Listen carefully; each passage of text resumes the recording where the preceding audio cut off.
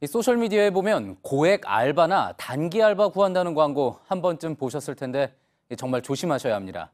자칫 연락했다가 보이스피싱 범죄에 연루될 가능성이 큽니다. 알바라고 해놓고서는 자금을 전달하거나 본인 명의 통장을 빌려주는 언뜻 간단해 보이는 일을 시키는데 이게 다 심각한 범법 행위입니다. 보이스피싱 조직도 위험한 일은 외주화시키고 있다고 해야 할까요? 정혜성 기자가 이런 일에 연루됐던 이들을 취재했습니다. 지난해 12월 인천공항 입국장. 마스크로 얼굴을 가린 사람들이 모습을 드러냅니다. 경찰이 필리핀에서 붙잡힌 보이스피싱 조직원 21명을 국내로 송환한 겁니다. 그런데 취재진이 만난 조직원 박모 씨의 가족은 억울함을 호소했습니다.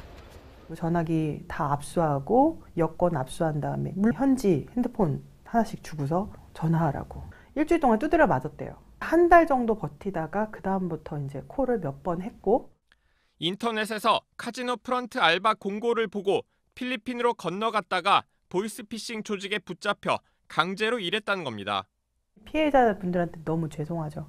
한국에서는 그렇게 하기 힘드니까 기회를 찾아서 간 건데, 가족 입장에서 보자면, 왜냐면 지금 그 친구들이 할 수 있는 어떤 가능성, 시간 다 뺏기고 말도 안 되게 지금 범죄자가 된 거잖아요. 박 씨와 함께 보이스피싱 콜센터에서 일하다 3개월 만에 빠져나왔다는 이들도 같은 주장을 했습니다. 대본을 보여주고요. 그거를 외우게 해요.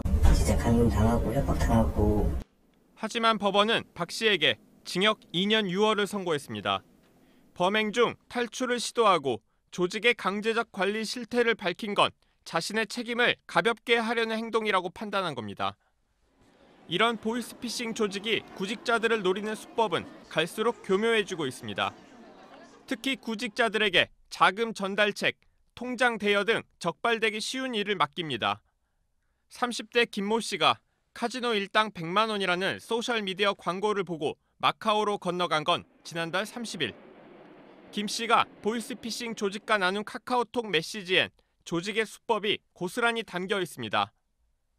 먼저 통장의 계좌번호와 비밀번호를 요구합니다. 카지노 칩 대리 구매일이라면서 사업자 등록증까지 보여줍니다. 김 씨가 위험한 일이 아니냐고 묻자 아무 문제 없이 200명이 일하고 있다고 안심시키기도 합니다. 김 씨 통장으로 1,000만 원에서 2,200만 원씩 총 4억 원이 들어옵니다. 4시간 만입니다. 그런데 돈이 들어오자 조직이 실제로 시킨 건 현지 보석상에서 시계로 바꾸는 것. 보이스피싱 피해금을 조직원들 것으로 추정되는 계좌로 이체하라는 지시까지 이어집니다. 김 씨는 하루 만에 한국으로 빠져나왔지만 경찰 조사를 앞두고 있습니다. JTBC 정혜성입니다.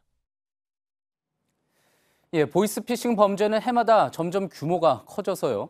예년에는 2천억 원을 밑돌았던 피해 규모가 올 들어 10월까지 3,340억 원, 역대 최대치를 기록했습니다.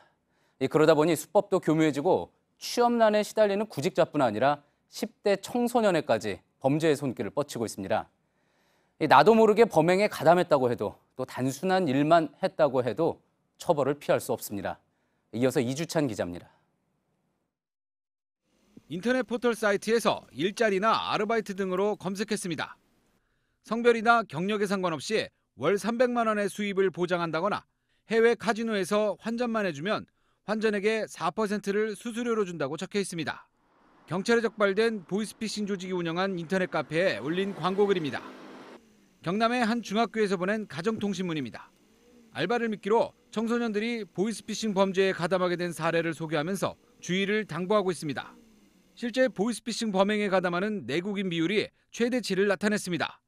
경찰청은 이 가운데 20, 30대가 차지하는 비중이 꾸준히 늘고 있고 최근에는 10대 청소년들까지 범죄에 가담하고 있다고 설명했습니다. 정부는 최근 보이스피싱 종합대책을 마련하면서 단순 가담자들도 엄벌한다는 원칙을 밝혔습니다. 현금 인출 등 단순 가담자인 경우나 보이스피싱 범죄인지 알지 못했다라고 주장하더라도 현행법상 사기죄 공범으로 형사처벌이 가능하므로 각별한 주의가 필요하다고 할 것입니다. JTBC 이주찬입니다.